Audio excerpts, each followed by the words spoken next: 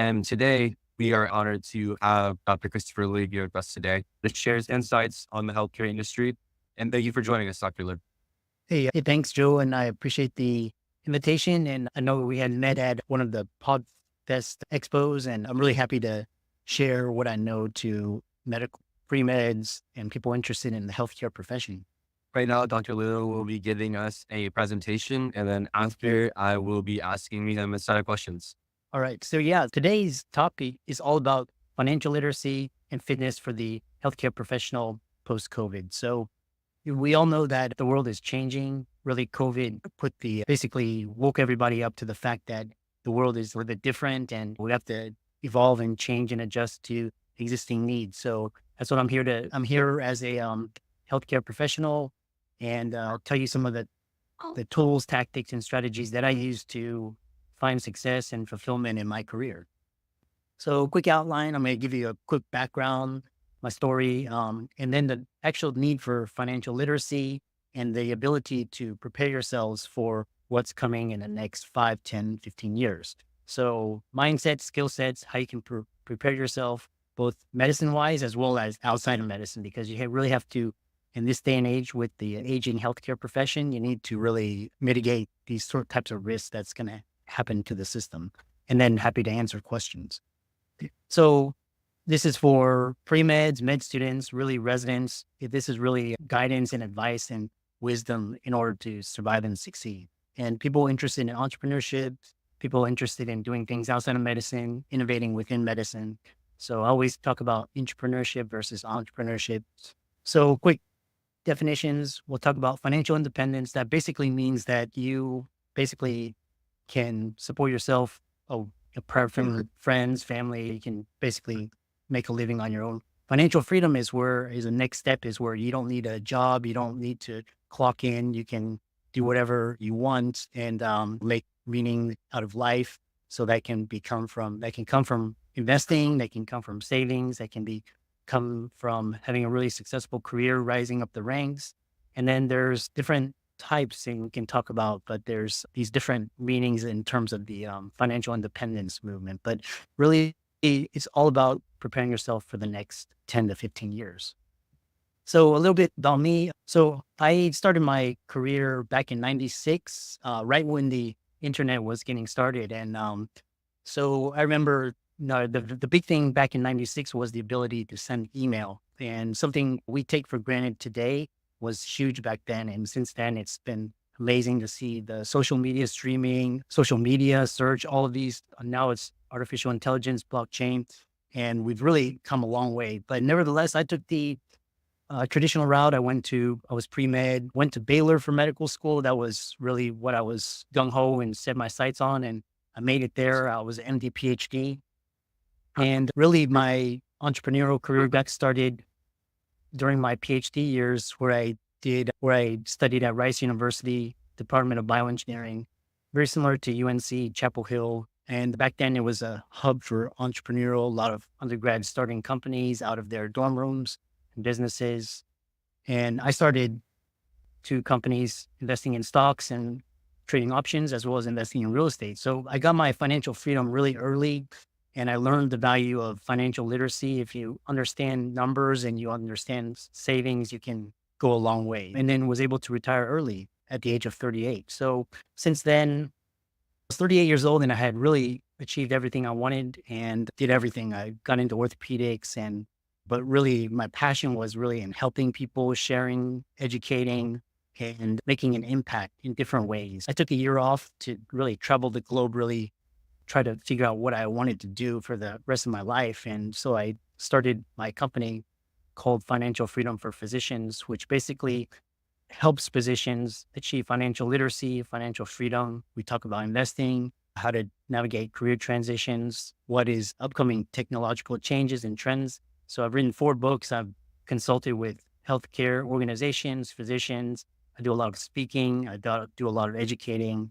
I have a podcast, YouTube channel. You can check me out. I'll send the links to Joe at the end of it so you can reach out to me. My email address is chris@drchrislu, MD-PhD. So that's me in a nutshell. And now I want to make it about you. Really, the world is changing. So if you really understand what's going on and what's happening, so we're experiencing a lot of instability globally. So we have a lot of geopolitical instability, political instability, social strife, riots, economic instability, banking crisis, financial crisis, wealth gap, climate change. All these signify that there's something wrong with the world today. So there's this great book that I recommend that you guys check out. It's called The Fourth Turning, and it was written in 1997, but it really describes what is happening in our world today. So every 80 to 100 years, there's these crises, these periods of turmoil and strife. So in the 60s, you had the racial riots, you had Roe v. Wade, Brown versus Board of Education, all these landmark changes. And right now, what we're seeing is a collision of all of these factors coming together all at once. And that's the result of an unstable financial, educational, political system. And so if you really understand where we are today, you understand that the amount of change and disruption that we've experienced over the last 20 to 30 years is going to compare to what we're going to experience in the 10 to 15 years. So if you're smart, you're hardworking, you're prepared, and you're able to function in highly dynamic and changing, very variable environments, you can set yourself up for a lot of success as a physician in your career investing. So that's why I love talking to undergrads about this. And COVID was a stamp that really woke everybody up, made everybody reassess where they were and move forward. So check that book out. It's a really great book. But in terms of the medical profession, what you're seeing is I wrote this during the pandemic. I was really active on social media. I wrote a bunch of articles. My blog got tons of views, and I wrote for Kevin MD. So for the undergrads there, check out Kevin MD. It's got a lot of interesting articles from physicians, residents, med students. And I wrote about how when past physicians were thought of as, once you're a physician, you are thought of as rich and stable, but that's really not the case. A lot of physicians are struggling financially with student loan debt. A lot of them are suffering from burnout. They hate their careers. They hate working for the healthcare system. Healthcare system is inherently slow, inefficient, expensive. In a lot of countries, healthcare systems are better than the United States. And that's a result of poor policy on the part of our government. So check this article out. But really, the healthcare system is at a inflection point. So you have aging demographics, you have rising inflation, you have emergence of global competition, you have unsatisfied workforce, high student loan debt, and then you also have a lot of doctors leaving the field.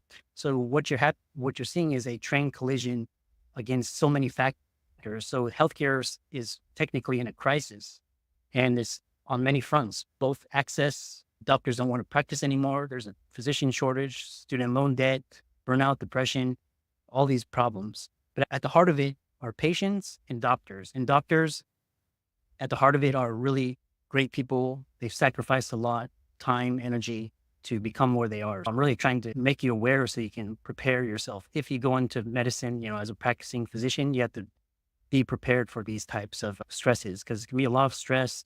A lot of time, you're going to have a lot of family relationship strife, financial strife. So get ready. And like I said, COVID really shined the light that doctors are not financially well off. They can get laid off at any time, just like any job. So if you don't diversify your income sources or you don't prepare yourself financially, you can experience the same types of things that are happening. And these calamities are happening more frequently, more rapidly, more severely. They're lasting a lot longer, and they're happening very unpredictably. This whole idea where back then it was like this traditional model, this industrial model where everything was stable and you climbed the ladder and everything was good and grand at the end of 50 or 60 years is not true anymore. So just accept that fact and prepare yourself. There's also the problem of the growing wealth gap. The top 1% is getting richer and richer every single year, despite what's happening. So this is at the expense of all of the others that are not prepared mentally and financially. The truly rich, they have a different mindset. They do different things. They have not knowledge and access. They have access to people, information, contacts that the masses do not have. So understand this, and you have to use this to hedge against these types of things because the saying goes, the rich get richer and richer, the rich pay less in taxes while the rest of everybody pays the majority of the taxes. Understand this. There's a different minds. Current state affairs, we talked about transition from an industrial to our information age. And now the information age is things move at Twitter speed. Things can fall and collapse in a matter of seconds, minutes to weeks, whereas things in the past took months to years to play out. So everything is much faster. Data is the new oil, and network effects, scalability, all these things are real, and things like information and everything travels at light speed. And this is symptoms of a larger problem. This idea of career dissatisfaction, got burnout. These are all problems of an aging and broken healthcare system. So it's great to get a great GPA. It's great to get a good MCAT score. It's great to go to Baylor, these top medical schools. That's great.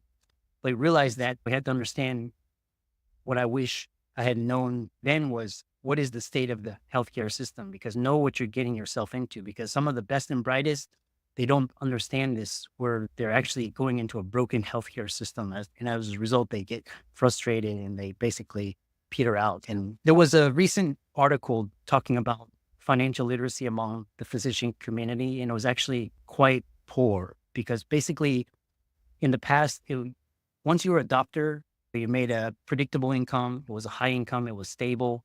And now with rising inflation, rising debt, rising taxes, all of these things, a broken healthcare system, really that amount of sacrifice that you do and the time and energy and money it takes, a lot of doctors are starting to question whether it's worth it or not. So there was a study where it showed that a lot of residents and fellows, they really didn't have an adequate understanding of financial literacy. And as a result, going from a no salary to a attending salary in a short period of time resulted in a tremendous amount of financial mistakes, a lot of lost time. On average, it takes about 10 to 15 years for a doctor to make up for lost time compared to somebody that at 21 graduated and started working for a company. So that's the lag. Coupled on that, you have, the financial mistakes, student loan debt. Doctors take a long time. So what are some of these top mindsets to start develop? So one is contrarian thinking.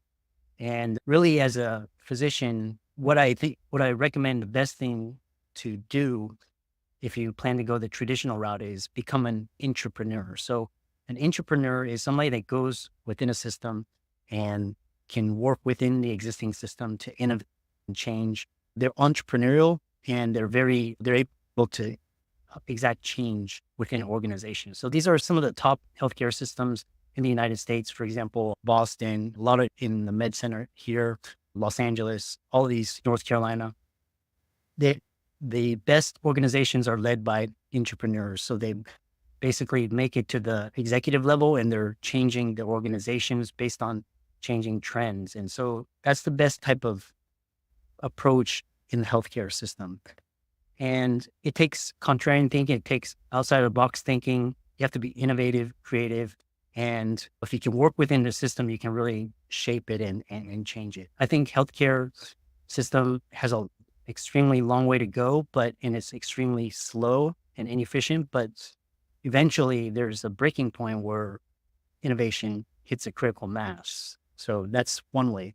The other way, for example, a lot of my colleagues, they graduated medical school, they did not do residency, and they started their own companies, their own healthcare companies, information technology, artificial intelligence, consulting, a lot of different things. So these are titled entrepreneurs. So they basically innovate outside of the system. And entrepreneurs, the risk is high risk, but it's high reward. So understand that the risk reward ratio is a little bit different than the traditional approach. So these are some of the mindsets to take in mind. I find that if you had a struggle or you had hardship that you had to overcome, that usually makes you a little bit more hungrier and it makes you a little bit more successful when you think about things in the long term. The medical field is a little bit, shall I say, it's a little bit traditional because there's a cultural and generation gap between the elder and the millennials and Gen Z. So a lot of the fixed mindsets based on the baby boomers. The good thing is a lot of them are retiring and handing it down to Gen X and millennials. Ideas around money where it was shameful to talk about it, to sell yourself, to promote yourself. You need to be able to, as a physician, you need to market yourself. You need to be able to communicate ideas. You need to be able to sell. You need to be able to promote. So these are basic business skills that are not taught in medical school. So you have to learn this on your own and develop these skills. In the past, all you needed was a high earned income and you were fine. Now you have to understand the role of inflation, taxes, debt. You also have to understand the role that malpractice, divorce, all of these things have a huge effect on your net worth and your wealth. So, and there's also this question of, in the past, doctors were like, oh, I have a 10 million net worth. Let's say they have zero cash or savings in the bank. So all their net worth is in their house or their cars, and they thought they were rich, right? Come 2008, come 2020, then they really realized the fact that you need to have there's a difference between cash flow rich versus balance sheet rich. So there's two different types of thinking. And then just traditional modes of thinking, basic financial literacy, these are all things, you have to start to consider. So some of the top skill sets I'll go in that are not taught in medical school, these are not things that you can develop in a classroom. You have to there's great books out there, leadership books, management books, but you have to actually go out there and practice it. So this is with your fellow classmates, in your courses. And these are more real world, real skills. So a great book that I recommend is called The Millionaire Mind. And Thomas Stanley, this really highlighted the fact that high net worth individuals versus the people that struggled financially. And it really came down to really just habits, simple. It does not take rocket science, because the majority, if you can get into medical school and graduate and do residency, you are more than well equipped to understand financial literacy. This is much easier than learning the Krebs cycle and all of that. And it just takes a mindset, and it takes some financial discipline, and really just basically living within your means. That's the basic premise, right? Once you increase your earned income, you can save on taxes, you can make investments, you can save more, invest more. So that's the basic premise. But really, a lot of the millionaires in this country are not well known. They're not Jeff Bezos or Warren Buffett. They're just regular people every day that just basically stick to a financial plan and have good, sound financial habits. And so, like I said, anybody can learn this. So check out that book. It really changed my outlook on what rich people are. So in the past, I thought if you drove a Ferrari or a Lamborghini, you must be rich. But what I realized that it's all a mirage. So usually things are not always what they seem on the surface. Another book, really great book you need to read, is called Multiple Streams of Income. So if you're a physician and you're only dependent on one clinical income source, you are in big trouble, because, for example, when COVID hit and your hospital furloughed you, cut your hours, laid you off, and you were dependent on that single income source to pay for your house, your wife, your kids, your family, all that, a lot of doctors file for unemployment then, which is almost unheard of, right? So you need to start thinking about multiple streams of income, passive income. So through investments, through royalties, through real estate, through dividends, through businesses, all of these things. This book was pivotal in helping me achieve financial freedom and financial independence. So the more income streams you have, the more ability you can say no to things, the more you can practice medicine on your own terms. If your hospital forces you to do something, you can walk away and without harming your financial future. So that's the position you want to place yourself in. You want to be practicing medicine not because you're dependent on a salary or an income, but because you want to help people and do good. So these are things that are not taught in medical school, but really networking is really key. Your net worth is your net work. So really cultivate relationships, professional, stay focused, communication, public speaking, influence, persuasion, marketing skills. These are all things that were traditionally frowned upon by the medical profession, but these are key skill sets that you need to succeed outside of medicine. So if you decide to start a business, if you decide to even, like I said, if you want to rise within the ranks of the medical profession, you need all of these skills. Just be conscious of what influences, what people are saying and filter it through these lens. It doesn't make sense. Is this old ideas, old paradigms, new paradigms? Really embrace technology and social media. These are key. These are things that help you increase your scale, your reach, your brand, help you to develop more influence, creating an audience, all of these things. Of course, there's risks with technology and social media, especially in medicine. So just keep in mind of these things. And like I said, like I said, YouTube is the best resource. It's free. You can check out so many awesome videos, awesome creators, so many cutting edge ideas for free instantaneously. Podcasting, blogs, social media, all of these are great resources to educate yourself and to surround yourself. And that's my presentation, and I'm happy to answer questions. Yes, thank you, Dr. Liu. That was fantastic. I do have some questions though. My first question for you is, what motivated you to pursue both an MD and PhD? And how has your training in bioengineering influenced your career path overall? Yeah, that's a great question because I've always been entrepreneurial. So for me, I went into medicine because it was emphasized by my parents, and they were first generation. It's a badge of honor to get into medical school. So that's partly the reason. I've always been an entrepreneur, and apart from that, the medical profession does pay well. And I was like, an MD and a PhD opens a lot more doors compared to just an MD alone. So you can succeed with an MD, you can succeed with either one. It's like how you navigate the career path. So, another great is always find mentors that are doing things that you want to do. So if a physician is an entrepreneur, or if a physician is academic or private practice, there's all these different pathways to success, and there's all these different ways of getting there. So really seek out mentors that resonate with you and can help you, because you'll get one piece of advice from one person, which could be the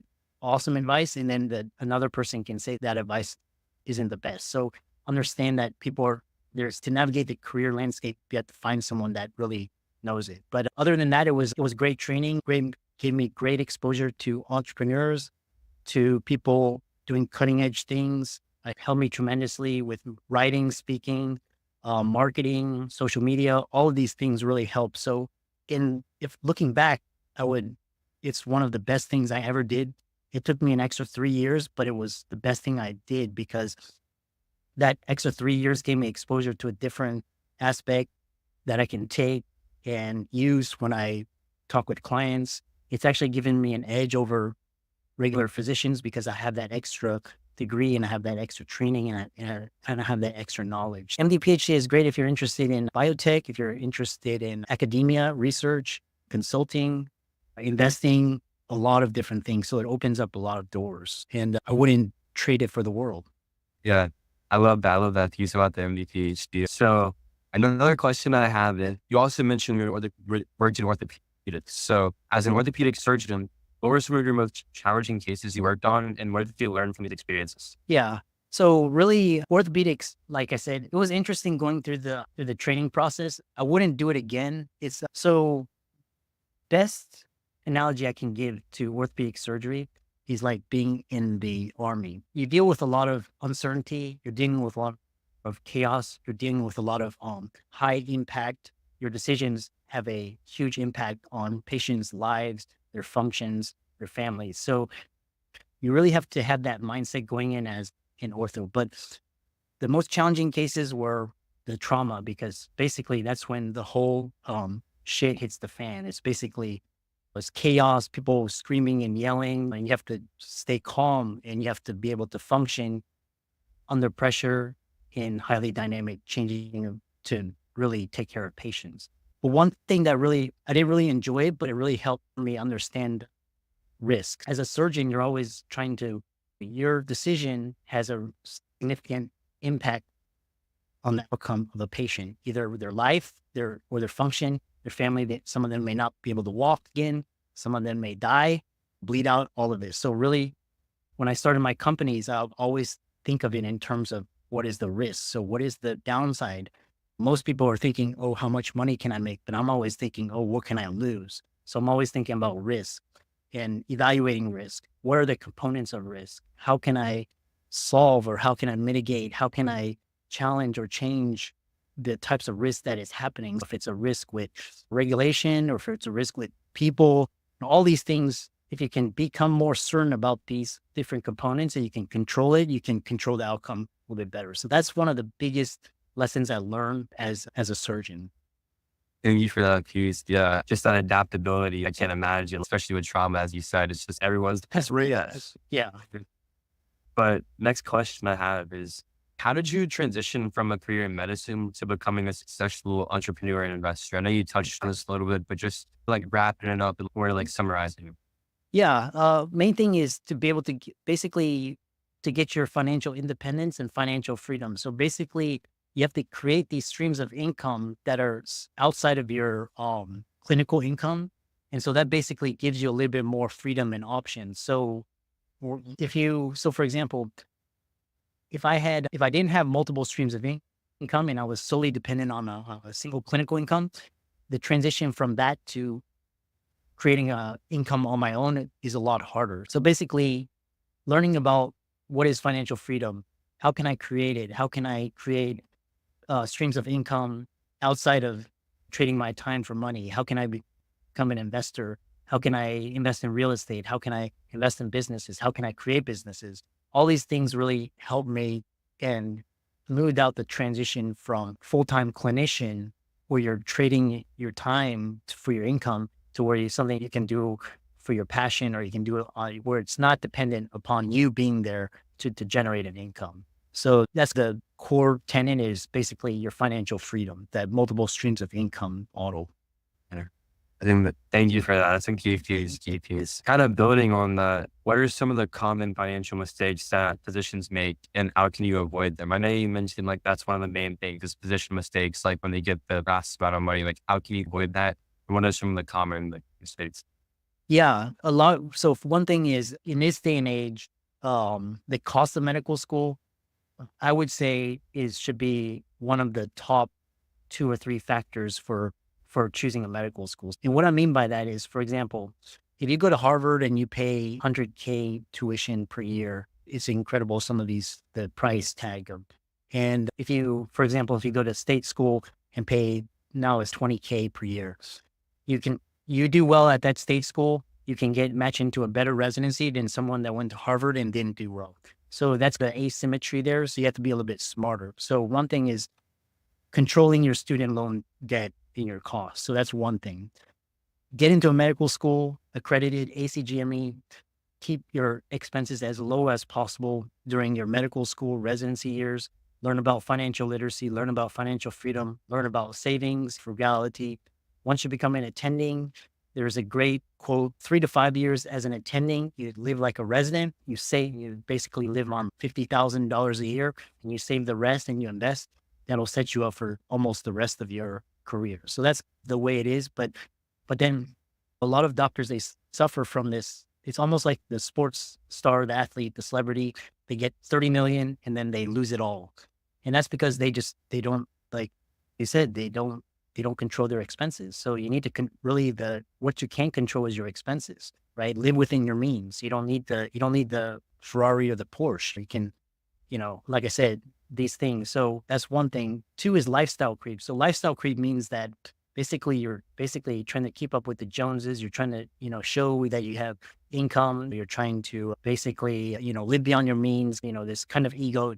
That's lifestyle creep. Okay. Number three is thinking that investing has to be fancy. So like these fancy tactics and strategies. Investing is really easy. All you need to do is allocate 20% of your income to index funds, and then you basically live on minimal and you save the rest. But a lot of physicians, they get into these investment schemes, they get into these pyramid schemes, they get scammed. A lot of their friends and family ask them for money, all these things. So that's a lot of things. It's called investment loss. So if you can avoid that, really understand that. So really, like I say, number one thing is control your expenses. That's the first step. Okay.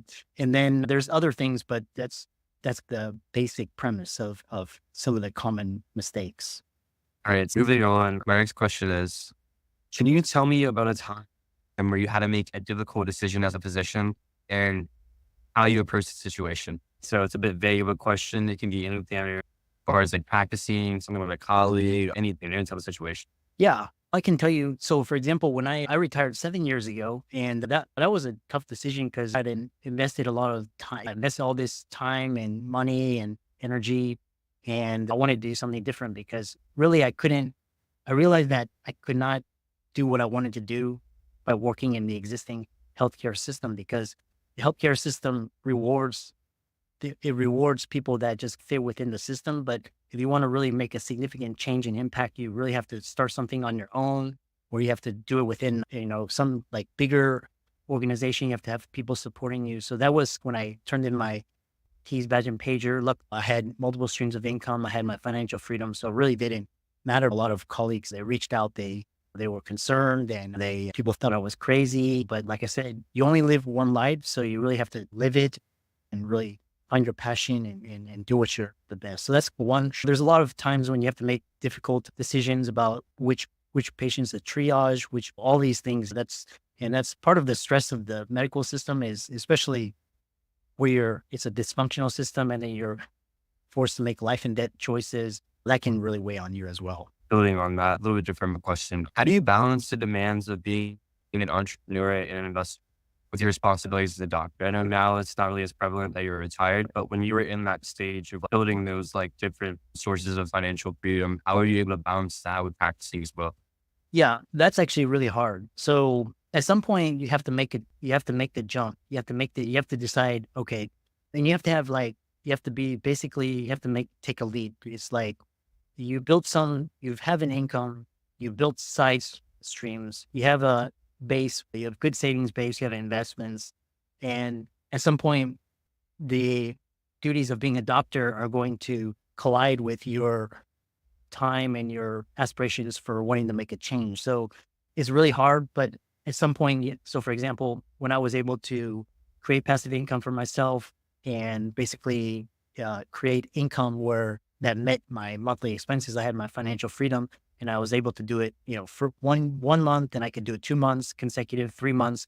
And that gave me the confidence to be like, okay, I can do this full time. I can jump in. I can do what I want. It's really hard as a physician because your time is so limited. So like to be an entrepreneur, investor, and a physician is really almost impossible because if you have to do one thing and you have to do it very well. So that as a physician, basically what you want to do is you want to get your savings base, get your investment rate higher, invest in real estate, and invest in index funds. And then once you're able to have a safety cushion, then you can go out and do what you want to do. So moving on to the next question I had. So what are some of the most great leadership skills that you developed over the course of your career? And how have you put those into practice now that you've taken a step back from practicing and more pursuing financial freedom and educating professionals about financial freedom? Yeah. I can tell you, I'm not a good manager. That's not my forte. Leader, I'm good at strategy and I'm good at vision. So the important thing is as a leader, like I realized early on that I wasn't good at managing people. I could manage myself, but it was just painful for me to have to delegate. But I'm good as a leader because I have vision, I have strategy. The important thing is to find somebody. Usually in an organization, it's called the chief operating officer or chief financial, these things. Find someone who's good at the nitty gritty things like managing people, coordinating people, emailing, scheduling, all these things. That's the person that's going to really propel you to the next level because that will save you tons of time, headache, and hassle. So really as a leader, find someone that is a good they call them a COO. And that's one of the most important leadership wise, communication, empathy, really networking. All of these are super important skills. These are all high level skills. And then find people that are really good at the nitty gritty things, like the fine details, that are good at executing, that have the skills that you need to have your organization go to the next level. Yes, just a couple more questions from me. So more moving into the future. So what role do you see physicians playing in shaping the future of healthcare policy? And how can they become more involved in this process? That's a really great question. And the reason why, and again, you talk to different physicians and they'll give you different opinions, but my personal opinion, the reason why I started my own company was because it's really, like I said, it's really hard to change healthcare. Like they've been trying to change healthcare since Clinton, and it hasn't gone anywhere that, significantly. So it gives you an indication of how hard it is to change. So that's the reason why I went out on my own, because I could do my own thing and I didn't really need to depend on organizations. But physicians are the key to saving this industry, because right now it's governed by politicians, business executives, a lot of people who are not physicians. So they don't understand what goes into being a physician, understand what goes into patient care. All they can understand is profit and loss, all of these big business. So it's controlled by corporate, government, big business interests. So physicians really need to step up, really take an active role in healthcare policy. Really starts as medical students. As medical students, get involved in your local AMSA student organizations, really speak up about important healthcare topics. For example, burnout, career exodus, easy access, affordable access, equal access. All these things are super important that you start in the ground level as med students all through residency. And it really takes, I think medical schools of the future should look for these types of healthcare providers, because a lot of doctors, they just want to get in, they want to get out, they want to get their income and salary, make their money for their family and all that. But really, to really change it, we need more healthcare leaders that are passionate about making a change and moving the space forward. Mhm. Yeah, I love that answer. And just to wrap things up, finally, how can people get in touch with you if they want to learn more about your work and just learn from you about who you are? Yeah. So what they can do is I'm all over social media. So I'm on Twitter, Instagram, LinkedIn, Facebook. Just type in Christopher H. Loo, Loo, MD-PhD, and you'll find me. You can also visit my website. It's www.doctor, so Dr. Chris, CHRS, Loo, Loo, MD-PhD.com. And they can email me at Chris at Dr. Chris Loo, MD-PhD. There. And as a free gift to people listening to this, if they email me, I'll send them a free video about my talk that I gave to you tonight. You all for joining us today for this insightful and informative webinar with Dr. Christopher Loo. We've hoped that you gained some valuable insight to the healthcare industry and had a thought-provoking and engaging discussion. At Healy, we believe the knowledge and innovation is key to driving positive change in the healthcare industry, and we're committed to empowering the next generation of medical professionals to meet the evolving healthcare needs of patients. We are grateful for Dr. Loo for sharing his expertise with us today, and we hope that the webinar has provided you with some new perspectives and ideas to take with you as you continue your journey in healthcare. If you have any further questions or would like to learn more about Healy, please feel free to reach out at healyunc@gmail.com. If you would like to connect with Dr. Loo, you can find his contact information on his website at drchristopherloo.com. Also, there will be a short Q&A, but thank you for joining us, and we hope to see you at our next webinar. Eduardo, I wanted to ask you, do you have any questions for Dr. Loo? Also, the website is www.drchrisloo, MD-PhD, and I also have a podcast and YouTube channel too, so you can check that out. I did have one question. I'm not sure if you can hear me here. Yeah, we can hear you. Okay, perfect. I did hear you mention how to be a physician, you have to be aware of the system and its flaws. Do you feel like it's like a physician's responsibility to become financially independent so they can have the power to change the system? And do you yourself have any opinions on how the system would be changed if possible? Yeah, great question. I think a lot of doctors, especially in the financial freedom cohort, they now, because they've created financial freedom for themselves, they've either retired early, they're doing a lot of public outreach, or they actually, a lot of them are practicing, but they're more happier because of it. And then if you go to White Coat Investor, he has a annual wellness and financial literacy conference, but a lot of the speakers talk about the fact that how financial freedom helped them to become better and happier doctors. So they didn't change anything, but they basically created their own freedom. So now they're able to practice medicine, not from a place of fear and fearing their jobs and fearing what's going to happen to me, but basically practicing because they want to help serve people. And so I think that's the best place to be. Personally, I think anything government and bureaucratic, anything institutional is extremely hard to change, especially healthcare, education, finance, transportation. All of these things are really legacy institution, super hard to change. So really you have to, like I said, you have to be either entrepreneur or intrapreneur, but I can give you numerous examples of doctors that are super happy because they created financial freedom for themselves.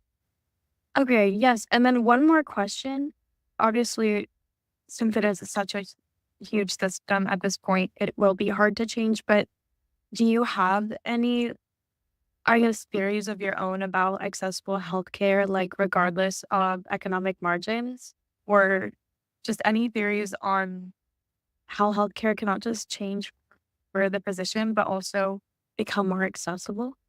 Oh, that's a beautiful question. So really, yeah, great question. So I think healthcare accessibility and affordability is a huge, important topic because if you look at the statistics, healthcare in the United States, most expensive outcomes are so-so, and their outcomes are actually worse than other countries. If you look at Canada, Europe, Asia. And so why is it so expensive? It's most of it's going to these executives and it's all of it's waste. And COVID really showed how disparate the accessibility is between the rich and the poor. I think it's going to change because with technology, so for example, telehealth and telemedicine, those are really allowing physicians to help people that really the traditionally underserved that couldn't get access. So telehealth, telemedicine.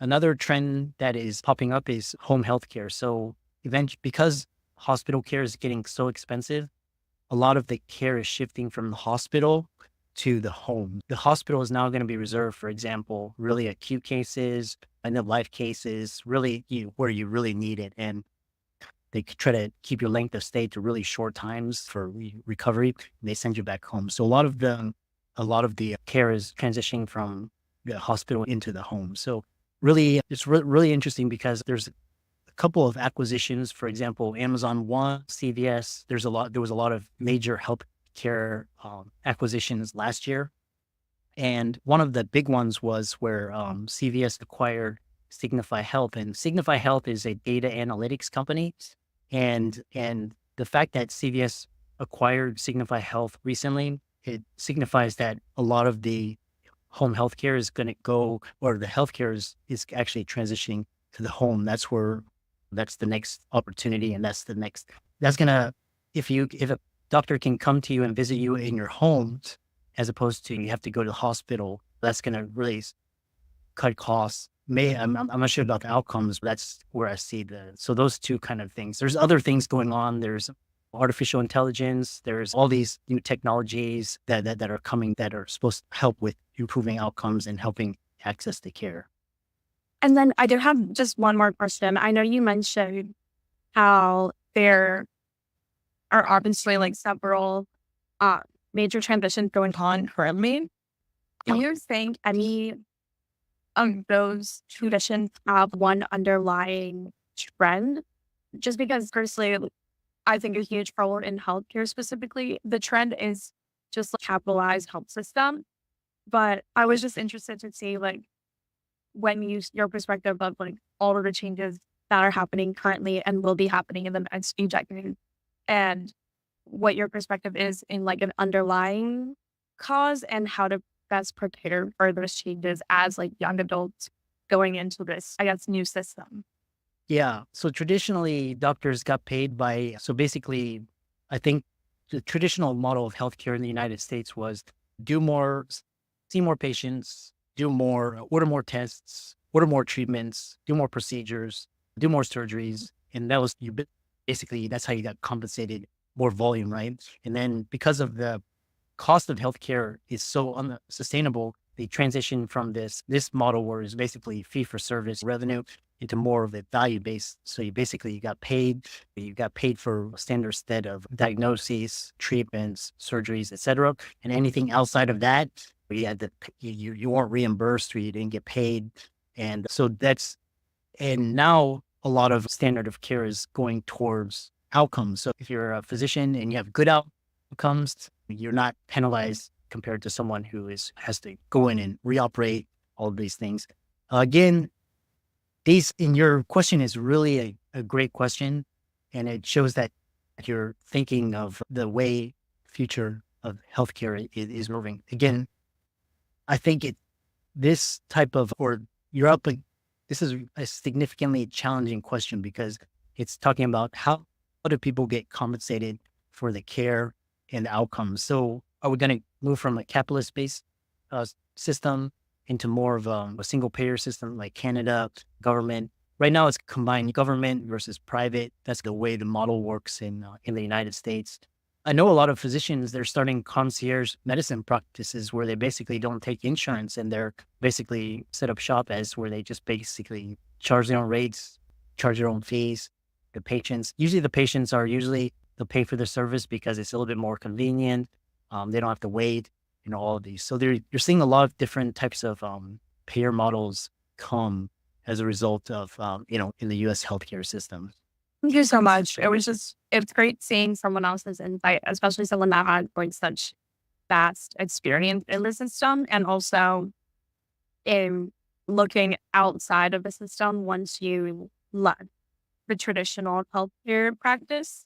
Yeah. So I really do appreciate it. And everything that you just said is extremely insightful. So thank you so much for your time. Yeah, no, not a problem. And to conclude, healthcare is it's a really dynamic, and there's not one single answer to all. It's almost like a huge conversation and debate it's good to bring awareness and start to get the ball moving and rolling and get started and active at the early levels. Like, the questions are extremely insightful. So I think you can do a lot of good once you come out of medical school. Thank you so much. That means an incredible. Thank you, Dr. Liu.